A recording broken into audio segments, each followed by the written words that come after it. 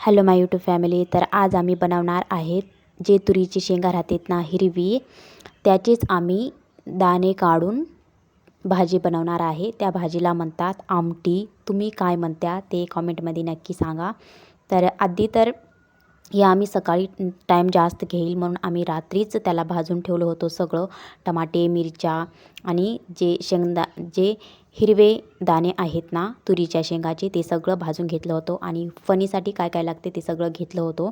लसूण, मिरची, कोथिंबीर राहू द्या, कांदा वगैरे सगळं घेऊन मिक्सरमध्ये धरून घेतल्या होत्या. सगळं छान प्रकारे बारीक झालं होतं. आता रियांशचे पप्पा फणी द्याले होते. त्यांनीच म्हणलेत मी भाजी करतो म्हणून. मी ओके म्हणलो, मला काही प्रॉब्लेम राहिना, थोडं कामचोरपणा आहे माझ्यामध्ये. तर ते फणी द्यालते आणि भाजीसुद्धा छान झालती खायला. तर थोडं लिंबू टाकले होते त्याच्यामध्ये, छान प्रकारे टेस्टसुद्धा छान आलं. तर बघू शकता तुम्ही. आता फणी देणं झालं. आता आपल्याला जसं पाहिजे तशा प्रकारे पाणी टाकून जितकं पातळ आपल्याला पाहिजे तितकं पातळ वरण करून घ्यायचं.